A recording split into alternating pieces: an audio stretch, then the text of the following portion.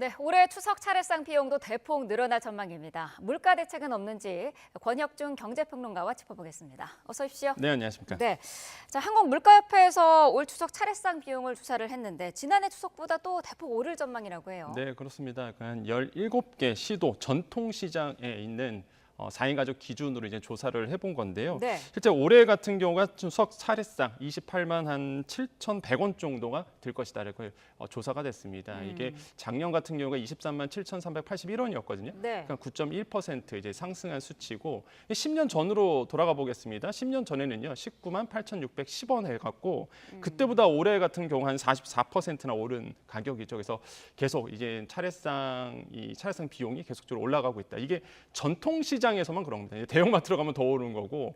그래서 사실상 이제 지금 4인 가족 기준으로 보면 크게 오르고 있고 아까 말씀드린 것처럼 한 28개 품목에 대해서 조사를 해봤는데 네. 이 28개 중에서 23개가 다 올랐습니다. 아하. 그다음에 한 5개 정도가 떨어졌는데 가장 많이 오른 게 이제 도라지라든지 아니면은 뭐 고사리 이런 것들이 굉장히 많이 올랐고요. 네. 떨어진 것도 있습니다. 애호박 같은 경우에는 한 1년 전보다 한 29% 떨어졌거든요. 그러니까 오른 게 더 많다. 그래서 이번 연도에 이제 차례상 비용도 굉장히 부담스럽다라고 말씀을 드립니다. 네, 말씀하신 것처럼 전통시장 기준으로 이제 가격을 저희가 말씀을 드린 거고 대형마트 추석상 비용은 그러면 어느 정도나 되나요? 36만 4,340원 이렇게 조사가 네. 됐거든요. 그럼 이제 전통시장보다 실제 이제는 전통시장이 대형마트보다 한 21% 더 낮은 수치예요. 그러니까 이번 연도도 마찬가지로 차례상을 차릴 때는 역시나 이제 전통시장을 가시는 것이 훨씬 더 네. 유리하겠다라고 말씀드립니다. 그렇군요. 자, 이렇게 계속 이 차례상의 비용이 올라가니까 이제 좀 간소화하자 이런 얘기가 네. 나오고 있습니다만은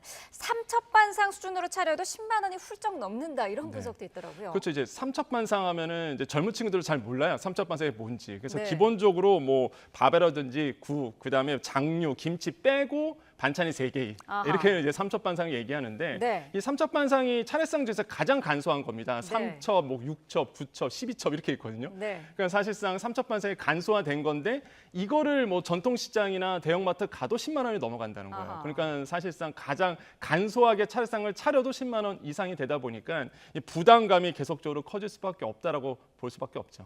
왜 그런 걸까요? 채소값이 많이 올라서 그런 걸까요? 그렇죠. 일단은 지금의 중심을 보면은 채소값과 과일류 가격이 사실상 이제 히트플레이션이라 보통 얘기합니다. 네. 폭염 때문에 크게 올랐던 부분이 있습니다. 그러다 보니까 이번에 이제는 추석도 좀 빠르게 돌아왔어요. 작년보다. 네. 그러다 보니까 뭐 폭염 때문에 그렇죠. 추석도 빨리 돌아왔죠. 그러다 보니까 이렇게 뭐 농산물 가격으로 인해서 이런 채소 가격 올랐고 과일 가격 오르면서 차례상 가격도 같이 오르게 되죠. 지금 보고 있는데 주요 등락 품목 나오고 있죠. 이제 뭐 농산물 같은 경우가 작년 한 해보다 이제는 9%는 올랐고요. 사과가 39%, 그다음에 배가 154% 올랐는데 요거는 7월 기준입니다. 네. 근데 8월, 9월 되면 아마 사과나 배는 오름폭이 좀 둔화될 거예요. 왜냐하면 아하. 작황이 지금 나쁘지 않거든요. 네. 그리고 무엇보다 그렇게 기다리던 이제 햇배와 햇사과가 드디어 이제 출하가 됐습니다. 그래서 사실상 이제 8월이나 9월 달 가보면 사과나 배는 조금 오름폭이 둔화될 수는 있는데 하지만 이제 농산물 가격은 계속적으로 오를 수밖에 없는 구조다. 그런 이유는 역시나 이제는 폭염, 날씨 때문에 영향을 준다. 실제 한국은행에서 보고서가 하나 나왔었는데 이상 기후가 실물 경제에 미치는 영향이라는 보고서였습니다. 이게 얼마 전에 나왔는데요. 그 보고서에 보면 이런 얘기가 나옵니다. 우리나라의 물가 상승률의 10%를 좀 차지하는 게 바로 이제 기상 이유다라는 얘기를 들었거든요. 그러니까 기상 이유로 인해서 우리나라의 농산물 가격, 소비자 물가에 큰 영향을 준다는 거죠. 이런 네. 부분으로 인해서 이번 추석의 상차림도 이런 과일 가격, 채소 가격 때문에 높아질 수밖에 없는 부분으로 간다고 말씀드립니다. 네, 히트플레이션의 영향이 굉장히 큰 것 같은데 이 2달 넘는 폭염으로 가축도 그렇고 어패류도 그렇고 폐사하는 규모도 어마어마하다고 해요. 이것 때문에 또 가격이 오르고 있죠. 맞습니다. 이게 사람 너무 더웠잖아요. 뭐 살아있는 사람도 더운데 가축 굉장히 힘들거든요. 네. 특히 이제는 요번에 이제 행정안전부가 이제 보고서를 냈어요. 이번에 그 보면은 국민안전관리 1, 2 상황 보고서인데 네. 여기에 보면은 이제는 기간이 6월 11일부터 8월 25일까지 가축류 폐사 건도 여기에 같이 보고가 됐습니다. 총 한 105만 7천 마리가 좀 폐사를 했다라고 이제 나오고 있고 네. 그 중에서 이제 닭 가금류가 있죠. 99만 6천 마리고요. 그다음에 돼지가 한 6만 마리가 이제 폐사를 했습니다. 아시겠지만 돼지는 땅구멍이 없죠, 사실상. 그러다 보니까 열에 굉장히 취약합니다. 네. 그래서 그러다 보니까 이제 폭염이 오면은 이제는 폐사되는 상황이 굉장히 많아지게 되고요. 양식 어류도 한 56만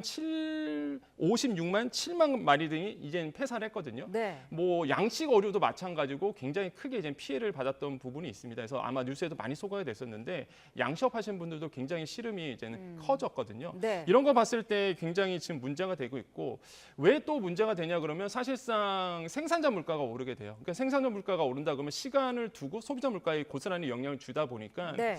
이렇게 이제 폐사율이 많아진다. 그러면 이제 결국에는 우리나라의 밥상 물가가 또 올라갈 수밖에 없는 부분으로 이어질 거다라는 우러서는 목소리가 나오고 있습니다. 네.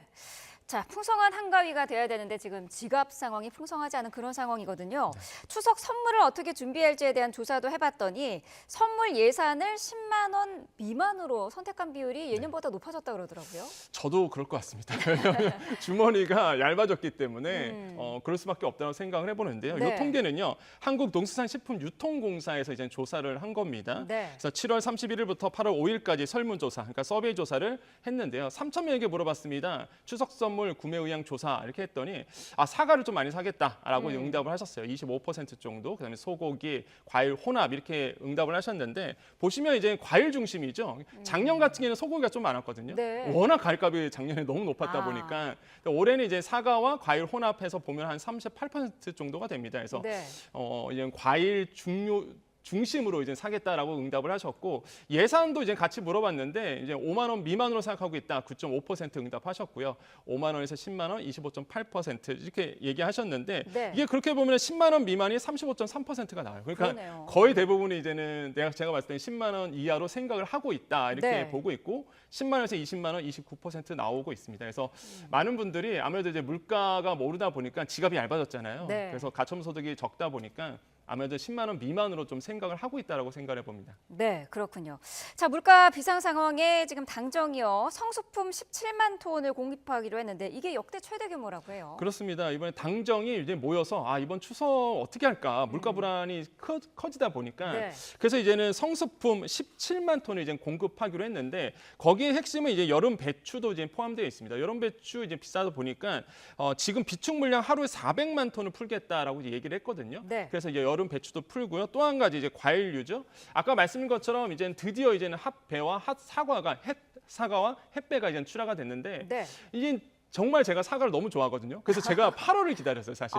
왜냐하면 네. 8월이 딱 햇사과가 나오는 시기거든요. 그래서 지금 이제는 시장에 가보시면은 아오리 사과라고 있죠. 네. 그래서 사과가 좀 많이 낮아졌습니다, 생각보다. 그래서 지금 드디어 이제 햇사과가 출하가 됐고 지금 농가에 물어보면은요, 이제 생육이 괜찮다고 얘기를 해요. 이번에 네. 이제는 생육이 좀 괜찮아서 작년보다 괜찮아서 가격도 좀 낮아지고 출하량도 좀 많아질 거다. 하지만은 이제는 보통 평균 대비해서 과일 가격은 역시나 높다. 아까 말씀드린 것처럼 농산물 가격이 9% 이상 올랐기 때문에 이런 부분은 좀 부담이 되더라도 그래도 작년보다는 낫다라고 좀 말씀을 드리겠습니다. 네, 뭐 매년 추석만 되면은 차례상 비용이 뭐 역대 최대로 오른다 이런 얘기만 지금 전해드리고 있는데 추석 물가를 잡을 수 있는 방법은 없을까요? 네, 사실 추석 물가 잡기에는요, 일단 기상 이후 문제가 커지기 때문에 사실상 뭐 정부가 뾰족히 뭐 물가를 잡기 위해서 나오는 제스처는 좀 부족하다라고 좀 말씀드리겠는데 가뜩이나 이제는 말씀드릴 수 있는 부분은 역시나 이제 출하량을 늘리는 부분 이런 네. 부분이라 볼 수 있겠고 그다음 비축 물량을 늘리는 부분 이렇게 해서 정부가 이제는 반응을 할 것으로 보고 있습니다. 네. 실제 이제 소비자 물가 추이를 본다 그러면요 6월과 대비해서 0.2% 포인트 정도 올랐는데 지금 쭉 하향되고 있는 수준이었습니다. 물론 지금 7월달에 2.6%도 사실상 과거에 비하면 굉장히 낮은 수치지만은 네. 한 조금 소폭 올랐습니다. 그런 이유가 이제 석유로 제품 때문에 그렇거든요. 그러니까 석유로 제품이 오른다 그러면 우리나라의 소비자 물가에 고스란히 영향을 줄 수밖에 없어요. 그래서 지금 본다 그러면 소폭 오르고 있지만 그래도 2.6% 상승률 기록했습니다. 2% 물가 기조를 하고 있다 보니까 지금 봤을 때는 이대로만 조금 흘러가면 좋겠다는 생각을 해요. 하지만 변수가 너무나 많죠. 지금 중동 전세도 있겠고 그다음에 유가의 변동폭이 좀 요즘에 커졌습니다. 물론 네. 안정은 되고 있는데 유가가 또 어떻게 움직일지 모르거든요. 그러다 보니까 이제 변수는 존재하지만 지금 소비자 물가 상승률은 안정 기소로 하향 안정화되고 있다고 말씀을 드립니다. 그럼 제가 이런 말씀 드리면 많은 분들이 전혀 피부에 못 느껴요라고 그러니까요. 하십니다. 그 왜 그러냐면 기저효과거든요. 왜 그러냐면 작년 이맘때쯤이 사실상 기름값이 굉장히 높았습니다. 네. 그러니까 기름값이 높다 보니까 조금만 올라도요 기름값이 뭐 기저효과로 인해서 이제 소비자 물가에 영향은 긍정적인 영향을 줘요. 그래서 이런 부분이 이제는 영향을 주고 있는 거고 네. 반대로 본다 그러면 하반기 그러니까 이제 연말에 가면은 오히려 물가가 더 오를 수 있다는 얘기가 나옵니다. 왜 그러냐면 그것도 반대의 기저효과. 기저효과죠. 왜냐하면 작년 하반기 연말에는 또 기름값이 사실상 또 낮아졌었거든요. 네. 그러면 이번에 이제는 기름값이 소폭만 올라도 크게 오르는 또 소비자 물가에 영향을 줄 수밖에 없어요. 그래서 이런 반대의 기저효과가 또 작용할 수 있어서 지금 물가는 향배는 아직 뭐 변수가 좀 남아 있다고 생각해 봅니다. 네, 물가 상승의 잠재적인 폭탄이라는 말이 나오고 있는 지금 소금, 설탕 물가도 굉장히 오르고 있다고 해요. 이건 어떻게 보고 계세요? 네, 그렇습니다. 이제 소금 가격이 굉장히 좀 오르고 있고 설탕 가격도 이제 크게 뛰고 있는데 네. 뭐 소금과 설탕은 안 들어갈 수가 없잖아요, 사실. 그렇죠. 그래서 소비자 물가 지수를 본다 그러면 2020년과 비교해 보면은요, 계속 오름 추세가 보이고 있죠. 뭐 지금 보고 있는 소금 같은 경우는 74포인트나 오를 정도로 사실상 크게 오르고 있는 부분이 있습니다. 네. 그런 이유가 역시나 인건비 때문에 그렇습니다. 이게 소금은 아. 사실상 인건비가 대부분을 많이 차지하거든요. 네. 그러니까 인건비가 오르다 보니까 소금 가격도 오를 수밖에 없고요. 설탕 가격 같은 경우는 이제는 선물 시장에서 국제 선물 시장에서 본다 그러면 일단 재배 면적이 많이 줄었고요. 그다음에 작황이 부진했습니다. 설탕 같은 경우가. 네. 그래서 이제는 설탕의 가격도 계속적으로 오름 추세를 보고 있다 보니까 이런 뭐 설탕과 소금, 소비자 물가 상승 추이가 계속 오르다 보면은 결국에는 이제 우리나라의 전체적인 소비자 물가에 영향을 줄 수밖에 없다. 이런 부분도 나오고 있고 결국에는 식음료 부분에서 이게 고스란히 영향을 미칩니다. 그렇죠. 설탕, 소금, 식음료에 가장 필요한 이제 원재료라고 볼 수가 있겠고요. 그러다 보니까 뭐 가뚜기라 부르잖아요. 오뚜기 제품에 대해서 네. 이번에 정말 저도 잘 먹는 케찹이라든지 그다음에 이제는 3분 카레 그것도 올랐습니다. 네. 예, 앞으로 또 오를 예정으로 얘기를 하고 있거든요. 그래서 이런 부분 우리가 보통 젊은 친구들은 되게 오뚜기 제품 좋아하거든요. 가뚜기라고 해서 근데 네. 이런 제품도 10% 이상 지금 오를 것으로 예고를 해놓은 상태다 보니까 네. 아 이게 좀 부담이 된다라고 좀 말씀을 드립니다.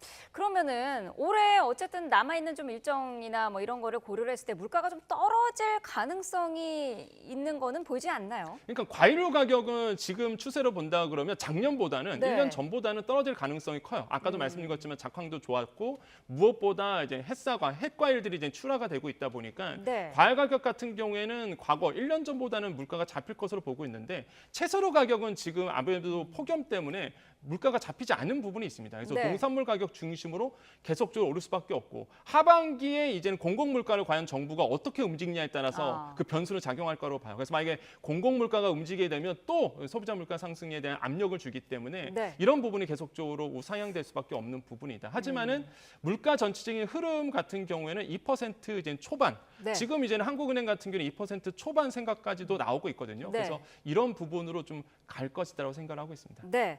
자, 올해 추석에 고속도로 통행료도 면제를 하기로 했는데 이거는 어떤 효과를 노린 걸까요? 네, 고속도로 통행료를 면제한다 그러면 가장 이제는 큰 이슈는요. 역시나 지역 경제 살리기 위해서다라고 좀 보시면 되겠습니다. 왜냐하면 사실 고속도로를 탄다는 게 뭐 고향 내려가기 위해서 타기도 하지만 여행을 많이 또 가시게 되거든요. 그렇죠. 그러면 이제 추석 명절을 통해서 지역으로 지방으로 또 여행을 가실 때 고속도로가 통행료가 면제가 되면 많이들 떠나실 거예요. 그러다 보니까 지역 경제를 살리기 위한 하나의 제스처다라고 말씀을 드리겠고 네. 또 한 가지 일각에서는 이런 얘기도 합니다. 역시나 이제는 정치적인 어떤 생각도 어느 정도 고려됐다라고 좀 얘기를 많이 하고 있거든요. 네. 그래서 민심을 잡기 위해 추석 민심을 잡기 위해서 정부가 이제 제스처를 취했다라고 얘기를 하고 있어요.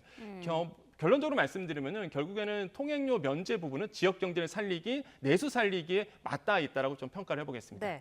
그런데 이게 알고 봤더니 공짜가 아니더라고요. 결국에는 세금으로 이제 메워지는 거기 때문에 네. 형평성 논란도 있고 장기적으로 봤을 때는 뭐 그렇게 좋은 건 아니다 이런 분석도 있던데요. 그렇죠. 이제 형평성 논란의 역진성이라고 좀 보시면 되거든요. 네. 그 무슨 뜻이냐면 그러니까 기름을 많이 쓰시는 분이 누굴까라고 본다 그러면 사실 고소득자, 그다음에 대형차 많이 타시는 분들이거든요. 고속도로 네. 면제한다 그러면 차를 운영하시는 분들이 혜택을 받겠죠. 그렇죠. 대중교통 이용하시는 분들은 뭐 전혀 혜택이 없습니다. 그래서 이런 걸 역진성이라고 얘기하는데 그러다 보니까 사실상 뭐 이런 혜택을 받으신 분들은 아무래도 놀러 갈 수 있는 여유가 있으신 분들이나 아니면 기름을 타시는 분들이나 이런 분들이 예를 들어서 이제는 혜택을 받는다라고 볼 수가 있겠죠. 네. 하지만은 뭐 제가 봤을 때는 고속도로 항상 매년 그래왔고요. 이런 고속도로 통행료 면제라든지 뭐 이런 부분에 대해서는 매년 정부가 해왔던 부분이라서 제가 봤을 때는 뭐 잘했다라고 저는 평가를 해보고요. 네. 이런 이런 점을 통해서 이제 지역으로 많이 내려가서 뭐 지방으로 내려가서 지역 경제 요즘에 축제 많이 열리고 있거든요. 네. 추석 연휴 때도. 그래서 지역 경제에 좀 이바지했으면 좋겠다. 이런 생각을 많이 좀 해보겠습니다. 그렇군요. 자, 또 국군의 날을 임시 공휴일로 지정하는 그런 안도 지금 검토 중에 있는데 휴일을 늘리면은 어떻습니까? 좀 소비 진작에 도움이 되나요? 예, 소비 진작은 분명히 됩니다. 왜냐하면 휴일을 늘리면 늘릴수록 사람들은 일단 돈을 쓸 수밖에 없기 때문에 소비 진작에 대한 부분들은 분명히 이제는 평가가 이루어지고 있다라고 말씀을 드리겠는데, 네. 근데 최근에 한 핀테크 기업에서 한 조사를 해봤습니다. 7월에 국내 외식업 매출 규모를 봤더니 오히려 전년 동기 대비 3% 정도 내려갔다더라라고 조사가 됐거든요. 요거는 네. 사실상 많은 분들이 인용을 하고 계시는데 요거는 외식류입니다. 그러니까 음식에 대한 부분이지 사실상 이제 소비 전체를 평가하는 건 아니거든요. 네. 그러니까 음식 기준으로 본다 그러면 이제 외식을 오히려 더 줄였다더라라고 평가하는 거고요.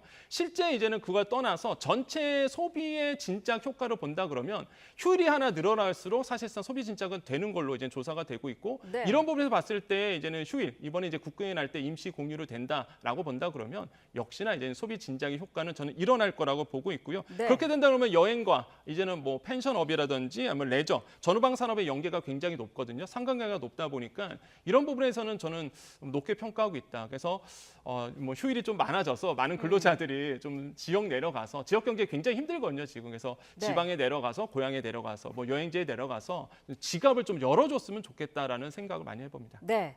자, 지갑은 뭐 얇아졌습니다만 마음만은 풍성한 한가위가 되기를 또 그리고 준비 과정 자체도 즐거운 한가위가 되기를 기원을 해보겠습니다. 권혁정 경제평론가와 함께했습니다. 고맙습니다. 네, 감사합니다.